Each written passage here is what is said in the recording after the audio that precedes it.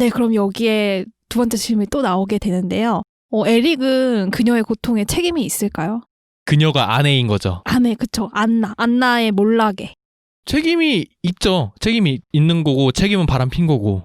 그게 이제 바람핀 거에 책임이 있는데 근데 이게 참 어렵네요. 책임이 있다고 해서 이제 떠나간 마음을 억지로 잡고 다시 가정을 지켜라 할 수도 없는 노릇이고 책임은 확실히 있다고 보는데 책임이 있다고 해서 그 책임을 져야 되냐는 또 다른 문제인 것 같아요. 저는 안타까웠던 게 에릭이 조금만 안나를 좀 신경을 썼으면은 안나가 이렇게까지 나머지 이러다 뭐죠? 안나는 신경 안 썼으면서 왜 에릭만 신경 써야 돼요? 그런가요? 안나가 에릭 너무 신경 안 썼나요? 에릭이 안나의 고통에 책임이 있잖아요. 근데 그 반대로 안나도 에릭의 그런 고통에 책임이 있다고 생각을 해요. 그 에릭이 선택한 거에 대해서 분명히 안나가 영향을 줬고 난나님이 말씀하신 거 반대로 안나가 조금만 에릭한테 신경을 썼더라면 에릭이 했었을까? 바람을 폈었을까? 이런 생각이 들어요. 그래서 에릭은 두 사람을 동시에 사랑할 수는 없는 사람이었던 것 같아요. 그래서 이제 엠마한테 사랑이 다 옮겨가게 되니까 안나에게는 줄 사랑이 없어졌고 그것에 대해서 안나가 너무 고통스러웠던 거죠. 그래서 사실 그것만 보면 에릭은 안나의 고통의 원인이지만 그가 이거를 해결할 책임이 있는가에 대해서는 그렇지 않아 보였어요, 저는. 너무 안타까웠지만. 사실 고통을 주고 우리가 다 책임을 지진 않잖아요. 그렇죠. 저 동의해요. 그러니까 법적 책임은 있겠죠. 만약에 이혼을 하거나 그게 지금 뭐죠? 간통죄? 간통죄 때문에 법적으로 이혼하고 그래서 경제적인 책임은 있겠지만 내가 마음이 동하는 거에 어떤 책임이 있어요. 사실은 그 마음을 들여다볼 수도 없는 거고. 그런 점에서 저는 책임을 물을 수 없다. 그런 공동체에서는 특히. 그럼 에릭도 그냥 안나랑 나갔어야 되지 않을까요? 처음에 안나가 우리 공동체에 그럼 데리고 와 라고 했을 때 아니 나는 그렇게는 살 수 없다. 나는 이제 너에 대한 마음은 없고 엠마만 사랑하니까 그냥 나는 거기서 나와서 엠마랑만 살겠다라고 말을 했다면 더 좋았을까요? 근데 그러기에는 집 소유권 자체가 지금 에릭한테 있거든요. 그리고 그런 관리세 같은 거를 에릭이 다 내고 있다고 전 들었습니다. 맞아요. 안나 에릭 부부가 반절을 내고 있었죠. 근데 그 에릭이 그렇게 말을 하지 않아요? 그러니까 제가 잘 기억은 안 나는데 제가 기억하기로는 그 안나가 에릭한테 그러지 말고 들어오라 할 때 에릭이 당황하면서 어떻게 들어가냐 라고 맨 처음에 거절을 좀 했던 걸로 제가 기억하는데 맞나요? 살짝 의문을 표했죠. 그래도 되냐? 맞아. 그래 되냐? 이렇게 했던데 그러다가 이제 된다니까 기뻐하는. 그렇죠. 맞아요. 그렇게 해서 안나와 에릭의 관계는 파국으로 가게 되죠. 그리고 이제 공동체의 존속에 대해 논의할 순간이 다가옵니다. 누가 공동체에 남고 누가 가야 될 것인가. 민주적인 투표로 결정해오던 공동 식탁은 서로에 대한 원망과 미움으로 가득 차죠. 직장도 잃고 남편에 대한 사랑도 잃은 안나에게 마지막 남은 것은 공동체지만 그녀의 딸 프레아는 공동체를 떠나야 할 사람은 다름 아닌 안나라고 합니다. 안나는 공동체를 너무나 사랑했고 그를 위해 모든 것을 바쳤지만 공동체는 도리어 그녀에게 독이 되었다며 그녀에게 공동체를 떠날 것을 제안하죠. 제안이라기보단 거의 가라고 하죠. 엄마가 가야 된다. 그렇게 해서 결국 안나는 공동체를 떠나게 됩니다. 그녀가 그토록 사랑하고 꿈꾸고 읽었던 공동체를 뒤로 한 그녀는 회한에 차 있는 것 같기도 하고 마음이 어느 정도 가벼워진 것 같기도 하죠. 역설적으로 그녀가 만든 공동체에서 살아야 하는 것은 공동체를 달가워하지 않았던 에릭입니다. 에릭은 그녀가 떠나는 날 공동식탁에서 터지는 울음을 참지 못하죠. 안나가 떠난 공동체에서 그들은 행복할 수 있을까요? 영화는 질문만 남긴 채 여기서 끝이 납니다. 다소 충격적인 결말인데요. 이제 결말에 대해서 어떻게 생각하세요? 안나가 떠나는 게 옳았을까요? 왜 프레아는 안나가 떠나야 한다고 했을까요? 저는 일단 그 상황에서 공동체가 똑같이 균형 있지 않다고 봤어요. 왜냐면 서로 책임을 떠넘기거든요. 결국에는 너희 둘이서 에릭이랑 안나 너희 둘이서 결정한 문제야. 그런데 또 넘겨요 프레아한테. 근데 프레아가 그 감독이라면 엄마가 나가는 게 공동체를 위해서라도 엄마를 위해서라도 더 좋은 거라고 판단한 것 같아요. 아빠가 나간다면 아마 아빠는 엠마랑 같이 나갔겠죠? 그러면 안나는 불행했을 거예요.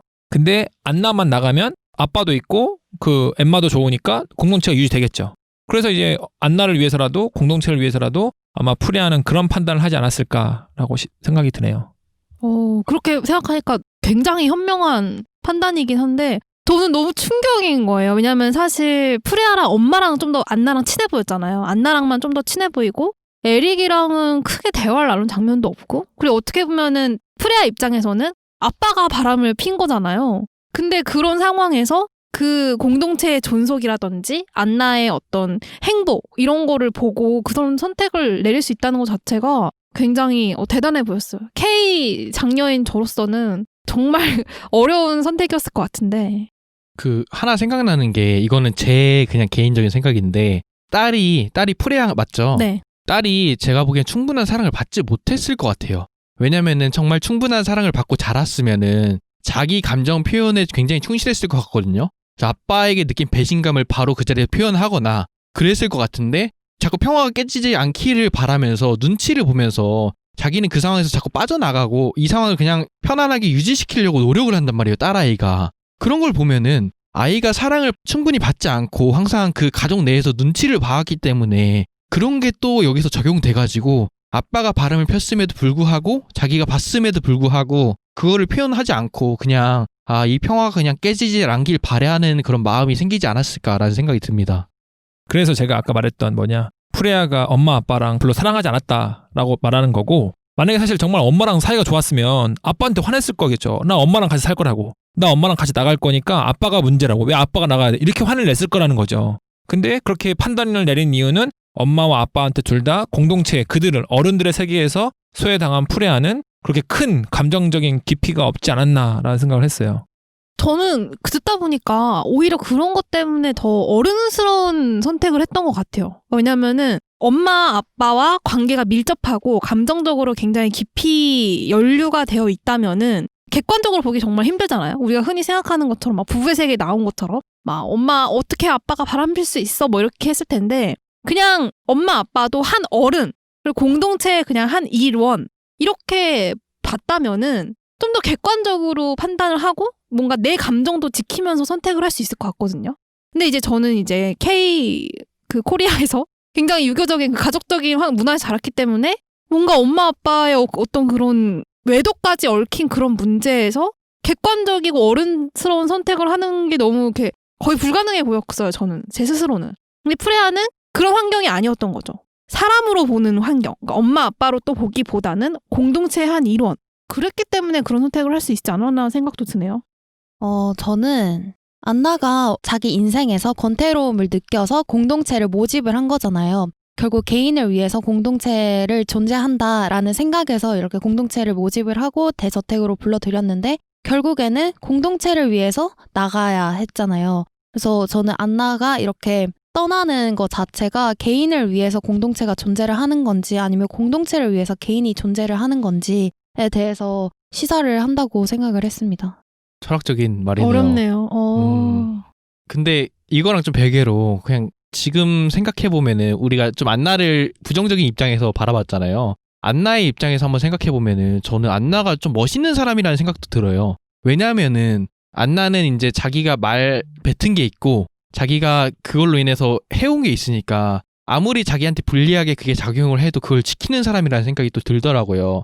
어떻게 보면 자기가 만든 공동체에서 자기가 쫓겨난 상황인데도 결국에는 그걸 받아들이고 나가잖아요. 그리고 이제 에릭한테도 내가 자유를 택해서 공동체를 만들었으니까 너도 이제 그런 자유가 있어 라면서 에릭의 외도를 좀 눈감아주고 그런 걸 물론 이제 감정적으로는 그게 100% 되진 않았지만 그런 선택을 한 것 자체가 어떻게 보면은 자기 말에 좀 책임을 지는 멋진 사람이 아닌가라는 또 생각이 드네요.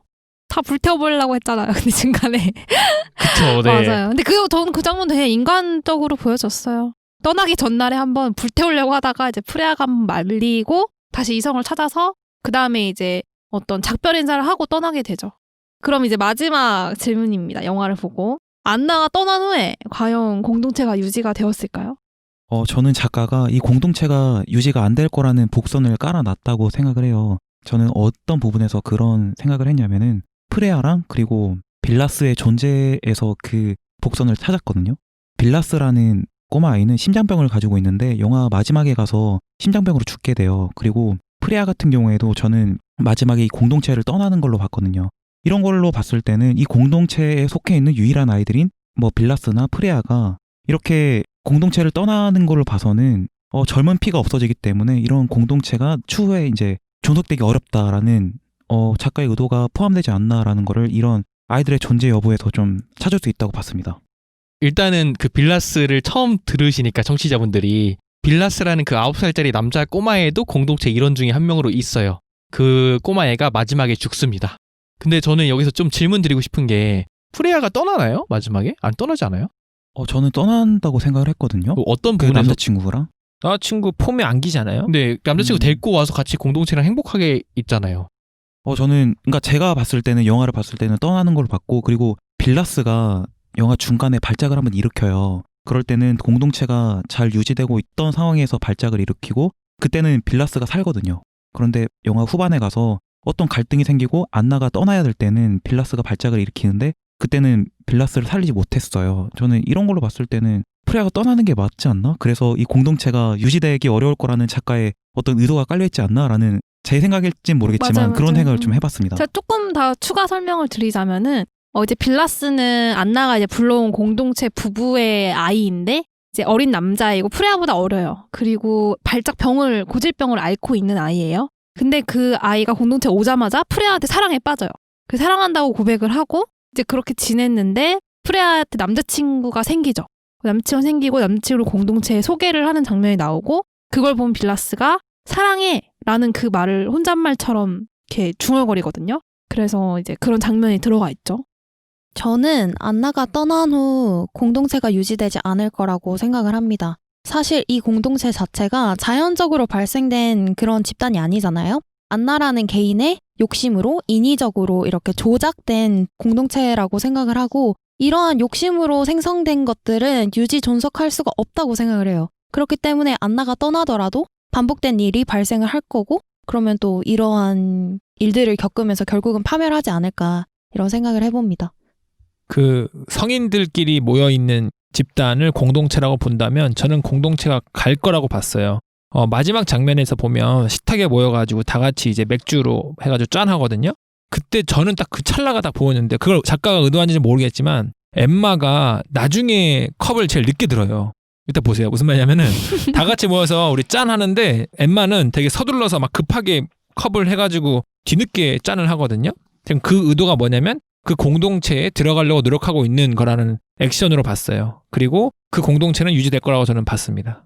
되게 디테일하게 보셨네요. 간다는 게 공동체가 계속 유지된다. 유지될 것이다. 네, 네. 그래서 그 엠마도 그 공동체에 들어가기 위해서 끊임없이 노력을 하고 있다. 내가 늦었지만 거기 들어가기 위해 짠을 하는 느낌이 들었습니다. 근데 노력을 한다고 해서 그게 될까요? 근데 제 생각으로는 엠마가 노력을 한다고 해서 공동체가 저는 유지되기 어렵다라고 보는 것이 그 공동체 자체만 놓고 봤을 때 그 에릭이 가지고 있는 권한이 너무 거대하다라는 생각을 저는 해봤거든요. 왜냐하면 일단 저택의 소유권 자체가 에릭한테 있고 엠마가 들어오는 것에 대해서 반대를 했음에도 불구하고 에릭이 강제로 엠마를 들여오게 한 거잖아요. 극 중에서. 그리고 에릭이 안나가 에릭한테 공동체를 처음으로 제안했을 때 에릭은 이 제안에 반대했던 사람이기도 하고요. 이런 걸 보면은 에릭은 언제든지 이 공동체를 붕괴할 수 있는 사람이다. 그 중에서 가장 큰 권력을 갖고 있기 때문에 언제든지 이 공동체를 붕괴시킬 수 있는 사람이다라고 봐서 저는 굉장히 불안정해 보였어요. 저도 공감하는 게 이건 절대 이루어질 수 없다고 저는 봐요. 좀 극단적으로. 왜냐하면은 이게 존속이 되려면은 그 공동체에 있는 각자 개개인 구성원들이 자기가 지켜야 할 약속들은 다 지켜야지 그게 유지가 된다고 보거든요. 공통적으로 전부 다. 근데 제가 보기에는 그 공통적으로 지켜야 될 것 중에 하나가 월세를 내는 거예요. 근데 거기서 월세를 내는 사람 거의 없잖아요. 다 이제 그냥 얹혀 사는 느낌이잖아요. 그래서 이제 노이마님 말씀에서 조금 더 나가자면은 그렇기 때문에 그 권력이 에릭한테 갈 수밖에 없는 거예요. 다들 그 권리를 자기의 일을 안 하기 때문에 그 권력이 에릭한테 집중되고 그 공동체는 에릭의 이제 의지에 따라서 언제든지 없어질 수 있고 언제든지 유지될 수 있는 공동체이기 때문에 계속해서 지속하기는 어렵지 않나 그런 관계는. 일부분 동의하고 근데 저는 다르게 보는 게 뭐냐면 에릭이랑 그 안나가 그 전부터 공동체에 돈을 대부분 지불을 했어요. 그럼에도 불구하고 그들이 그 권력을 행사하면서 공동체를 깨지 않았던 이유는 그들이 좋았기 때문인 거죠.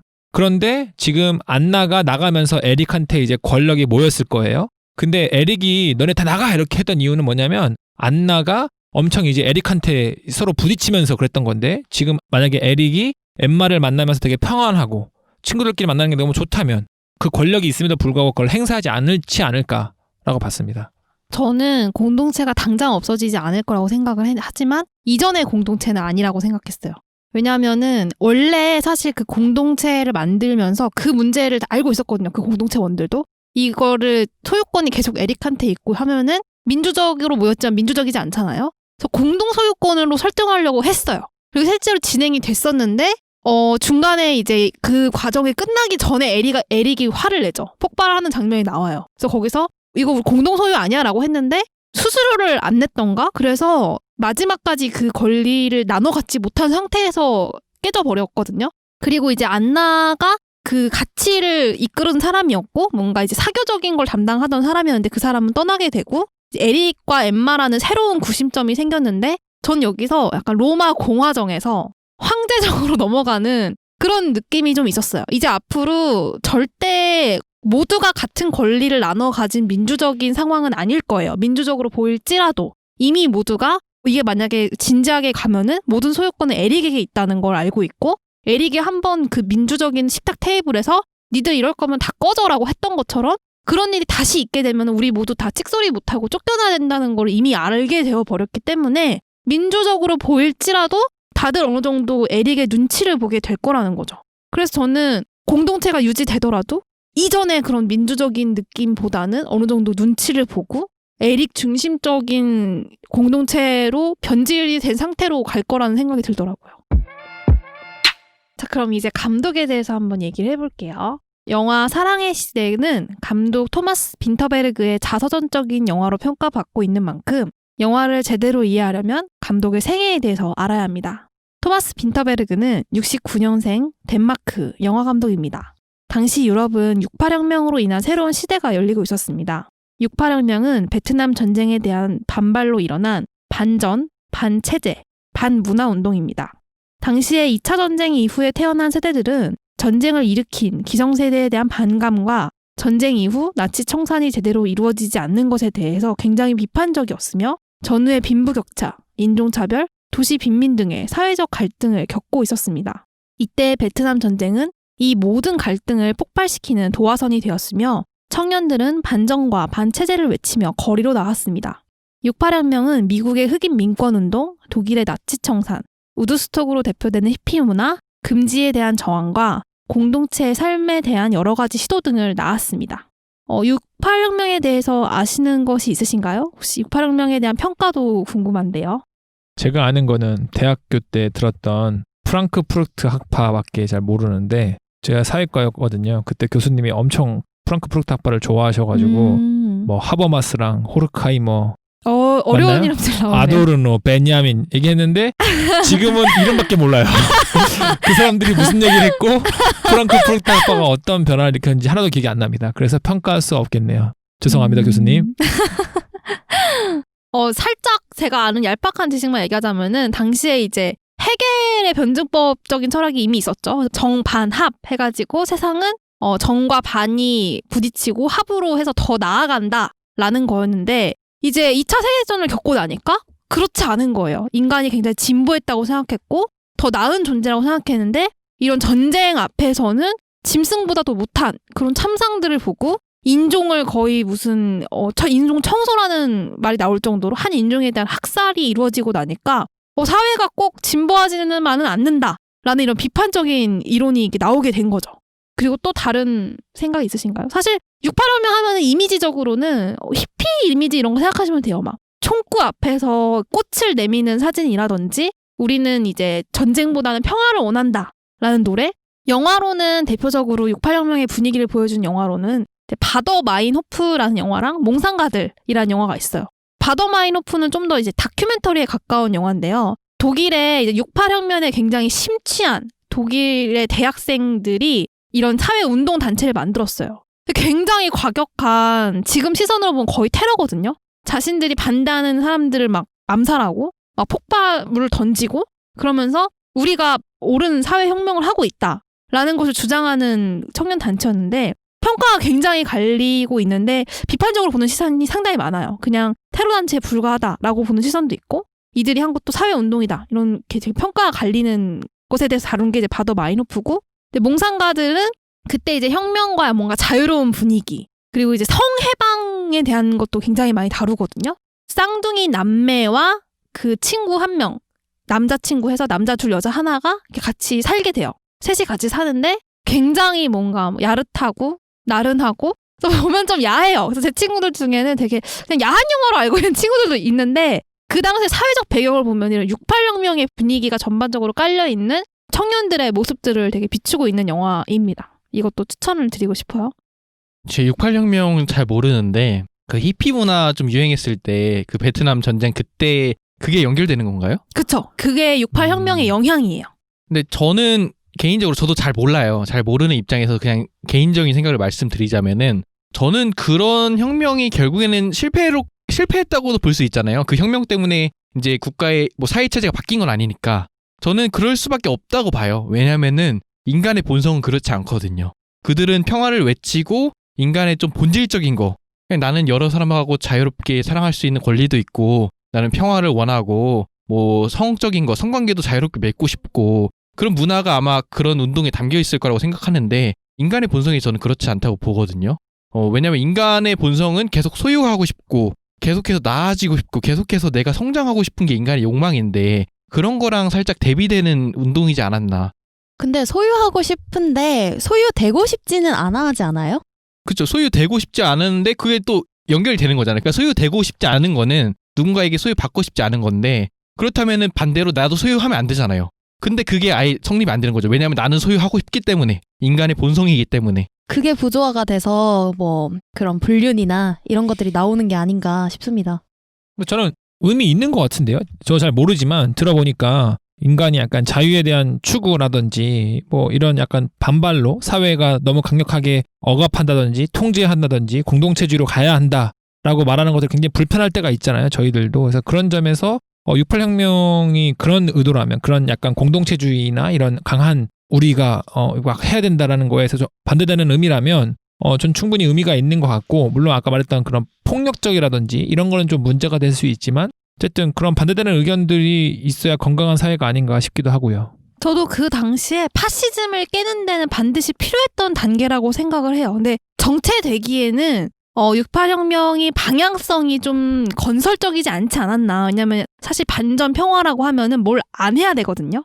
뭘 안 해야 되는데 세상은 계속해서 바뀌고 사람들의 필요는 역동적으로 바뀌어가는데 그거를 이제 이끌고 건설할 만한 게 없었던 거죠. 그래서 보수주의자들은 68혁명을 굉장히 그 혼돈과 혼란, 카오스 이렇게 되게 평가를 하고 진보주의자들 입장에서는 네덜란드가 성매매라든지 대마초 이런 것에 대해서 굉장히 자유로운 분위기잖아요. 이게 이 혁명 이후에 형성된 분위기예요. 그다음에 이후에 장애인이라든지 여성 페미니즘, 동성애 이런 주제들이 떠오를 수 있게 된 것도 이때의 영향이거든요. 그래서 그런 면에서는 분명히 역할이 있죠. 저는 이 68혁명을 옛날에 배웠던 기억이 나요. 그 선생님께서 설명을 하시면서 굉장히 과격하고 폭력적이었지만 그 후반에 엄청난 영향을 미쳤던 그런 혁명이라고 말씀을 해주셨는데 그렇기 때문에 평가가 갈리잖아요. 근데 저는 사실 이 시위라는 게 폭력적이지 않을 수가 없거든요. 그러한 뭔가에 영향을 주기 위해서는 무조건 가시적으로 뭔가가 평화적일 수는 없다고 생각해요. 우리나라 촛불이랑 3.1운동 다 평화적 시위 아니었나요? 맞아요. 그래서 저는 전 세계적인 유산이라고 생각을 해요. 인류의 길이 남을 유산. 혁명이 사실 그렇게 인류라는 하기 쉽지 공동체가 않거든요. 언제 해설될지 모르기 때문에 근데 사실 그 촛불 시위에서 저희가 막 반대를 하고 했던 거는 뭐 부정부패 이런 거였고 이때 이 시기에서는 흑인운동, 여성운동, 환경운동 약간 좀 더 우리가 근본적인 그런 커다란 걸 다루고 있었기 때문에 차이가 있다고 생각을 해요. 지금 여러 단체에서 운동하는 것들이 폭력을 하고 있나요? 왜냐면은 이건 엄청 옛날이잖아요. 지금은 어느 정도 우리가 인권 의식이라는 게 좀 함량이 되어 있고 성장이 돼 있는 상태인데 이때는 이게 없었던 상태니까 저는 그게 필요했다고 생각을 해요. 그러니까 그 시대에서는 어쩔 수 없는 선택이었다라는 거죠? 항상 어떤 게 나올 때는 과격하고 폭력적으로 나올 수밖에 없다고 생각을 해요. 그게 어떻게 보면 마르크스 생각이랑 똑같은데 사회는 혁명을 통해 바뀐다 해서 혁명을 통해 이제 자본주의 다음 거로 넘어가는 게 공산주의자에서 공산주의 혁명을 일으킨 거잖아요. 근데 뭐 그런 게 당연한 거라고 봤었어요. 마르크스는. 왜냐면 과거를 봤을 때 다 그런 혁명을 통해서 사회가 바뀌었거든요. 그래서 이제 젠제님 말은 어느 정도 이게 논리적으로 이제 역사를 보면은 합당하다고 생각해요, 저도. 근데 제가 이제 공산주의 얘기를 왜 했냐면은 이제 젠제님 말씀에서 좀 더 나가서 이게 또 공산주의랑도 연결되지 않나라는 생각이 들었어요. 왜냐하면은 이 공산주의란 게 어떻게 보면은 그 현 체제를 완전히 뒤엎은 혁명이었잖아요. 그 현재 그 자본가가 착취하고 있다. 이런 거를 없애고 모두가 평등하게 살자라는 게 이제 공산주의로 나간 건데, 이제 아까 제가 말씀드렸던 인간의 본성은 그렇지 않다를 조금 더 가져오면은 공산주의가 결국에 망한 게 인간의 본성 때문이잖아요. 왜냐하면 다들 평등하게 살자고 해놓고서는 거기서 독재하는 사람이 또 생기는 거잖아요. 그렇기 때문에 이런 뭐 히피 운동 자체도 어떻게 보면은 모두 이제 평등하게 지내자가 아마 기본으로 깔려 있지 않나요? 그런 것 같은데 그게 결국에 안 되는 이유가 인간의 본성이 그렇지 않다고 저는 보기 때문이에요. 인간은 항상 소유하고 싶고 내가 뭘 가지고 싶으면 그걸 놓치고 싶지 않고, 예를 들어서 아프리카에서 100명을 살릴 수 있으면은 가족이 한 명 죽어야 돼. 그러면 그 100명을 살리기 위해서 내 가족을 죽일 수 있을까? 아니죠. 저는 가족을 살리고 100명을 죽이겠죠. 왜냐면 내 가족이니까. 그런 게 인간의 본성인데 과연 평등이 가능할까? 극복할 수는 없을까요, 그 본성을? 근데 이 시기의 혁명을 좀 주도했던 거는 청년 또 뭐 대학생 장애인 좀 약간 비기득권층이 주장을 했잖아요. 사실 평등을 주장하는 거는 힘을 가지지 못한 사람들이 나도 너네만큼 아니면 보통만큼 가지고 싶어 해서 주장을 한다고 생각을 하는데, 그 마크님이 말하시는 근데 인간의 본성을 놓치고 싶지 않아 한다라고 하는 거는 어느 정도 힘이 있는 권력계층? 기득권이 되었을 때 좀 할 수 있는 얘기가 아닐까 싶어요. 그럼 결국에는 그런 것도 소유하기 위한 발버둥인 건가요? 마크님이 보기에는? 저는 그렇게 봐요. 그러니까 왜 그렇게 보냐면은 그들이 물론 그런 마음을 안 갖고 나는 정말 평등을 외치겠다라고 실천을 하고 그렇게 시작했음에도 불구하고 결국에 이제 그걸로 인해서 자기가 뭔가를 갖게 된다면은 그 갖게 된 거를 또 놓치고 싶지 않고 결국엔 원래대로 돌아가지 않을까라는 생각이고, 이거를 좀 잘 나타내는 소설이 뭐냐면은 그 조지 오웰의 동물농장이라는 소설이 있어요. 그걸 보면은 동물들이 되게 인간들한테 억압받고 있거든요. 돼지들이 이제 혁명을 일으켜서 인간을 내쫓아요. 동물들이 평등하게 살고 싶은 왕국을 만들겠다라고 했는데 거기서 또 돼지가 이제 독재자가 되는 거예요.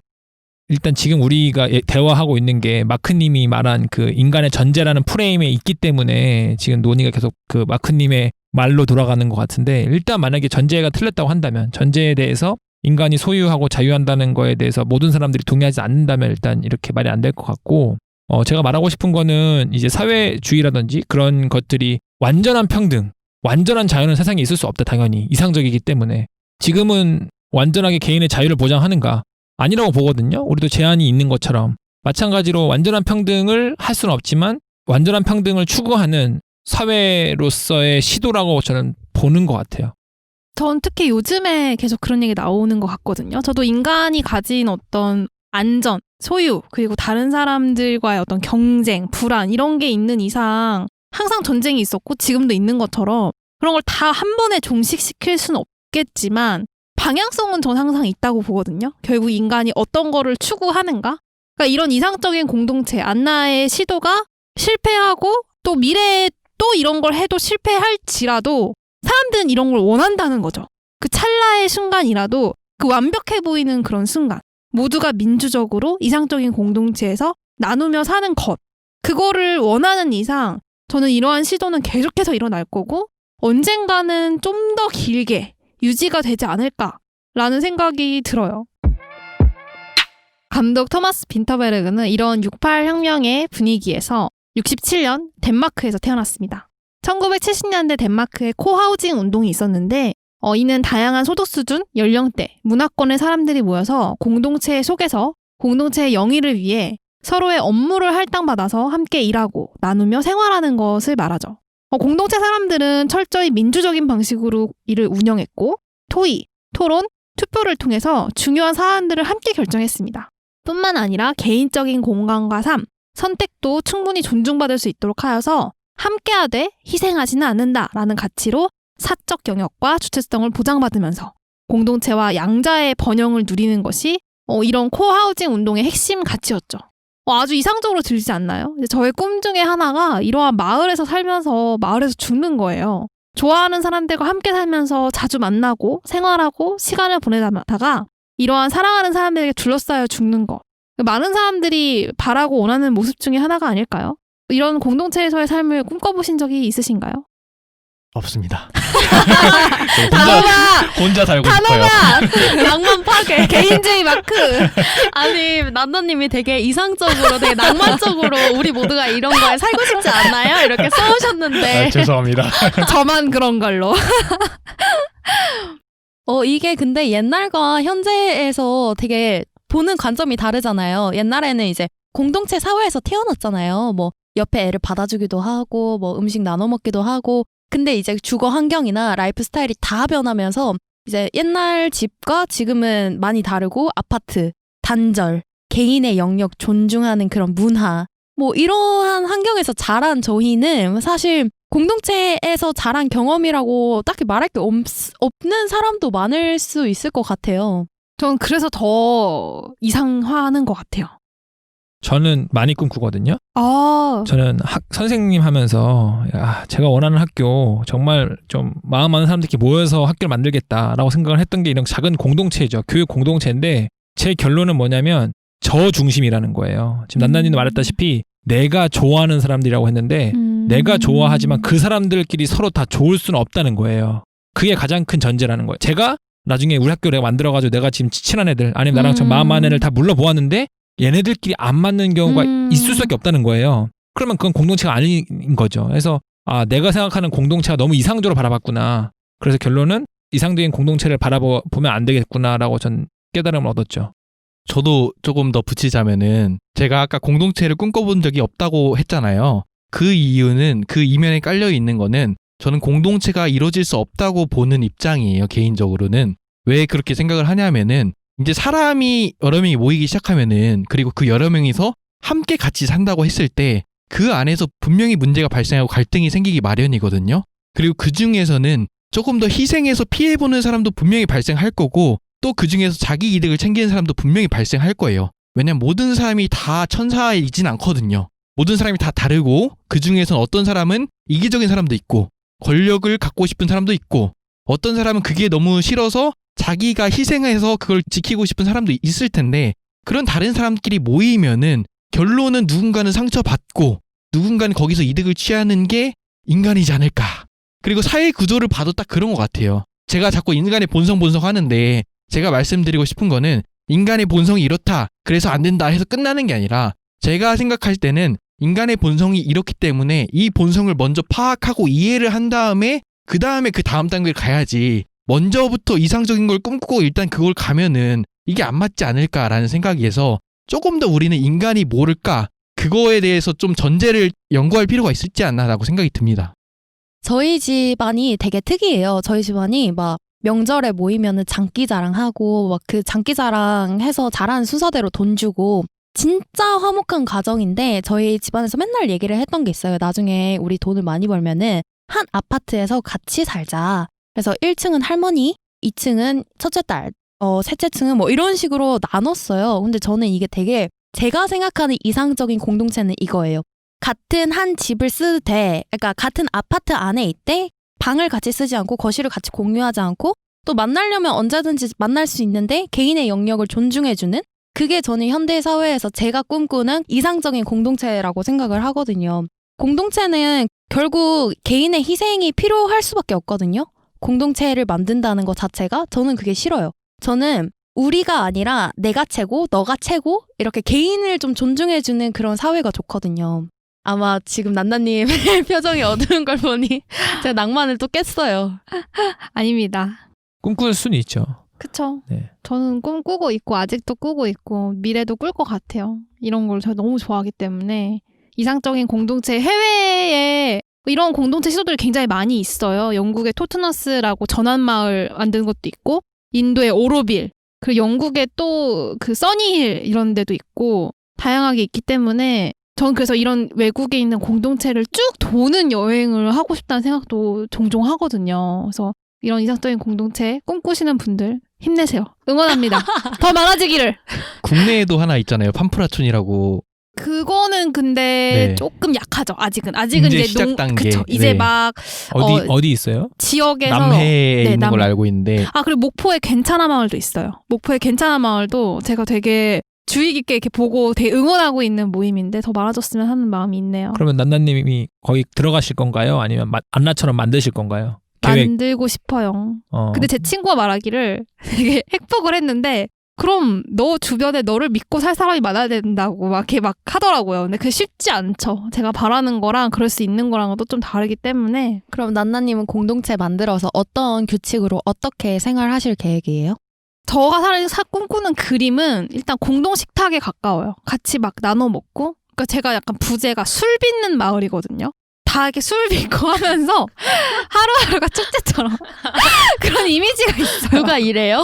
돈은요? 그러니까요. 너 이상만 꿈꾸고 있네요, 이렇게.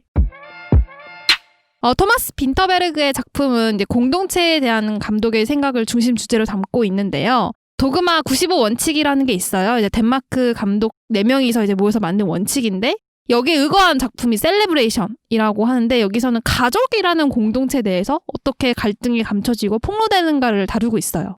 또 사랑의 시대가 2부작인데 1부작은 이제 더 헌트, 공동체의 1부작 더 헌트는 작은 마을에서 일어난 성추문이 어떻게 개인과 공동체를 미치는지를 다루고 있는 작품입니다. 이건 좀 그래도 한국에서 유명한 편이에요. 그래서 사랑의 시대를 흥미롭게 보신 분들이라면 토마스 빈터베르그의 공동체 작품을 쭉 보시는 것도 좋을 것 같아요. 더 헌트는 왓챠에 나와 있습니다. 또 공동체라는 주제에 끌리신다면 아리 에스터 감독의 미드소마 그리고 마린 고리스 감독의 안토니아스 라인을 추천합니다. 미드소마는 약간 호러에 가깝지만 저는 개인적으로는 힐링도 좀 있다고 생각을 해요. 그리고 안토니아스 라인은 페미니즘 영화로도 아주 유명합니다. 가부장적인 체제 외에 대한 공동체에 대해서 고민해 본 적이 있으시다면 볼만한 영화입니다. 오늘은 공동체를 다루는 작가 토마스 빈터베르그의 사랑의 시대에 대해 이야기를 나누어 보았습니다. 영화 내용을 알고 나니 제목이 굉장히 역설적이지 않나요? 원제는 코민이라고 해요. 영화의 중심 주제인 공동체에 훨씬 가까운 제목이죠. 그래서 저는 왜 한국 제목이 사랑의 시대라고 붙었을까 생각을 해봤어요.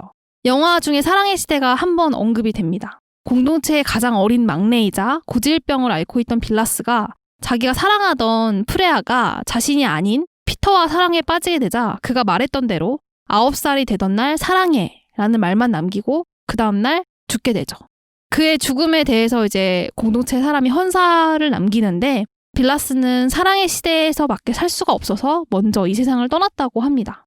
감독은 이 영화가 사랑에 대한 영화라고 했어요. 공동체에 대해서 조명을 한 것 같지만 결국에 가장 중심이 되는 주제는 사람과 사람이 사랑에 빠지는 것이라고.